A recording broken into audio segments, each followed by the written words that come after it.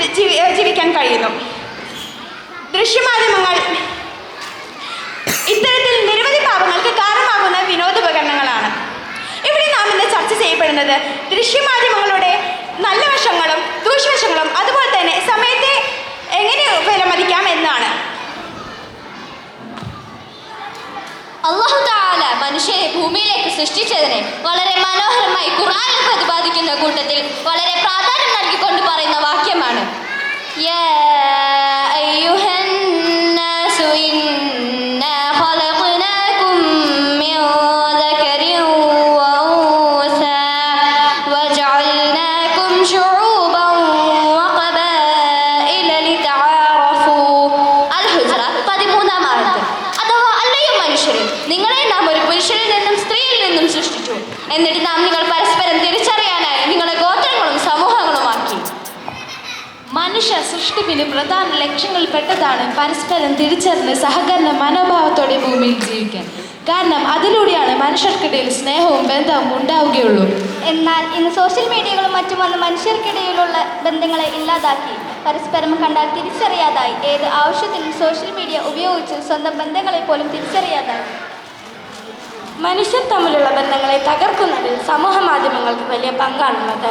കാരണം അടുത്തുള്ള ആളുകളുമായി പോലും നേരിട്ടുള്ള സമ്പർക്കം ഇതുമൂലം ഇല്ലാതായി. നിങ്ങൾ പറഞ്ഞതുപോലെ സോഷ്യൽ മീഡിയ ദൂഷ്യമാണെന്ന് വെച്ചാൽ അതിനെ ഉപേക്ഷിച്ചാൽ അതിന് മറ്റു നല്ല വശങ്ങൾ നാം കാണാതെ പോകും. എന്നാൽ ഞാൻ പറയട്ടെ, സോഷ്യൽ മീഡിയ ബന്ധങ്ങൾ ഉണ്ടാക്കുകയാണ് ചെയ്യുന്നത്.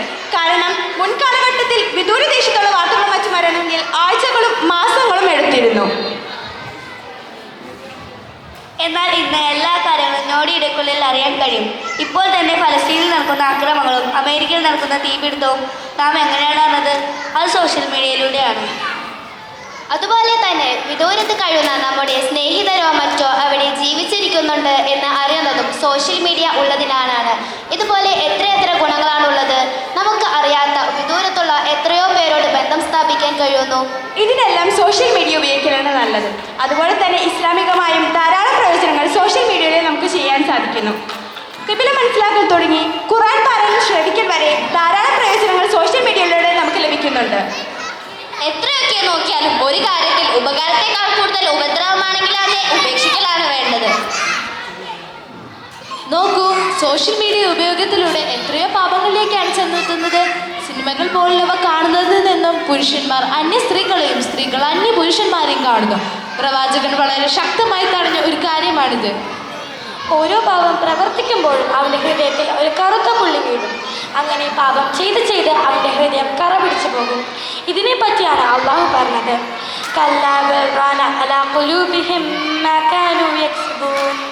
അങ്ങനെ അവന് പാപങ്ങളല്ലാത്തതുപോലെ തോന്നും. പിന്നീട് എന്ത് പാപം ചെയ്യാനും അവൻ മടിക്കില്ല. ഇതോടൊപ്പം തന്നെ മോശം കൂട്ടുകെട്ടും ഇത് ഉപയോഗിക്കുന്നതിലൂടെ ഉണ്ടാകാൻ സാധ്യതയുണ്ട്. ഇതിലൂടെ നരകത്തിലേക്കുള്ള വഴിയാണ് സോഷ്യൽ മീഡിയ തുറന്നിടുന്നത്. ഇതിന് ഞാനൊരു ഉപമയിലൂടെ മനസ്സിലാക്കി തരാം. ഒരാൾ ചന്തയിൽ പോയി ഒരു കത്തി വാങ്ങി. കത്തി കൊണ്ടുള്ള പൊതുവായ ഉപയോഗം മുറിക്കുക എന്നതാണ്. ഇനി ഇയാൾ ആ കത്തി ഉപയോഗിച്ച് ഒരാളോട് കഴുത്ത് മുറിച്ചാൽ കത്തിയെ കുറ്റം പറയാൻ സാധിക്കുമോ? ഇല്ല.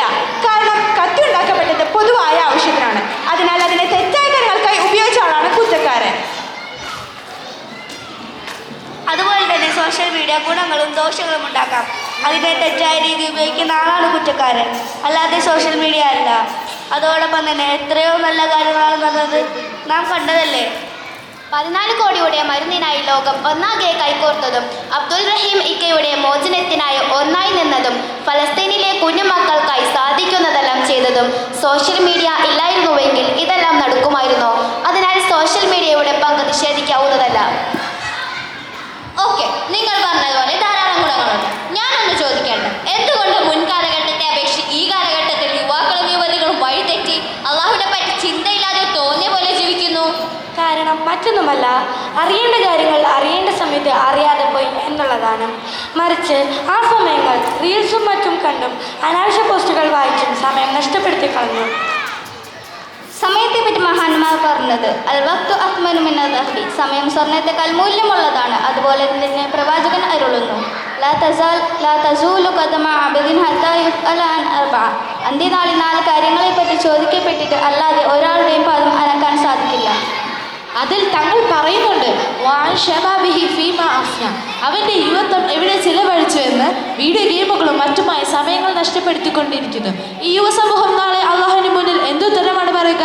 അതിനാൽ സോഷ്യൽ മീഡിയ യുവസമൂഹത്തിൽ വരുത്തുന്ന ആഘാതം വളരെ വലുതാണ്. നിങ്ങൾ പറഞ്ഞുകൊണ്ടിരിക്കുന്നത് ഇവയുടെ ദൂഷ്യഫലങ്ങളെ കുറിച്ചാണ്. നോക്കൂ, സോഷ്യൽ മീഡിയ എത്രയോ പഠന സാഹചര്യങ്ങളാണ് ഒരുക്കി തന്നിരിക്കുന്നത്. ഇവിടെ ഇരുന്ന് തന്നെ ഓൺലൈനായി വിദൂര ദേശത്തുള്ള പ്രഗത്ഭരായ അധ്യാപകരുടെ ക്ലാസ്സിൽ നമുക്ക് എളുപ്പത്തിൽ പങ്കെടുക്കാൻ സാധിക്കുന്നു. ആവശ്യമെങ്കിൽ റെക്കോർഡ് ചെയ്യപ്പെട്ട ക്ലാസ്സുകൾ യൂട്യൂബ് പോലുള്ള ആപ്പുകളിൽ ലഭ്യമാണ്. ഇനി പാഴായി പോകുന്നു എന്ന് പറഞ്ഞു. ചോദിക്കട്ടെ, ഒരു വിഷയം പഠിച്ചുകൊണ്ടിരിക്കുക ഒരു സംശയം നേരിട്ടു എന്ന് വയ്ക്കുക. അതിൻ്റെ ഗ്രന്ഥം കണ്ടെത്തി അതിലന്വേഷിച്ച് കണ്ടെത്തുന്നതാണോ അതോ ഗൂഗിൾ പോലുള്ള സൈറ്റുകളിൽ സെർച്ച് ചെയ്ത് കണ്ടെത്തുന്നതാണോ കൂടുതൽ സമയം പാഴാവുന്നത്? തീർച്ചയായും ഗ്രന്ഥങ്ങളിൽ അന്വേഷിക്കുക തന്നെയാണ്. അപ്പോൾ സമൂഹ മാധ്യമങ്ങൾ ഉപയോഗിക്കുന്നതാണ് നല്ലത്. അതുപോലെ ഒരു പുസ്തകം വായിക്കണമെങ്കിൽ അത് വാങ്ങുകയും മറ്റും ചെയ്യണം. എന്നാൽ ഇവയെല്ലാം സോഷ്യൽ മീഡിയയിലൂടെ എളുപ്പത്തിൽ സാധിക്കുന്നു. എല്ലാം വെച്ച് നോക്കിയാലും സോഷ്യൽ മീഡിയ ആണ് ഗുണപ്രദം. ഈ ചർച്ചയ്ക്ക് അന്ത്യം കണക്കാക്കൽ ബുദ്ധിമുട്ടാണ്. ചുരുക്കത്തിൽ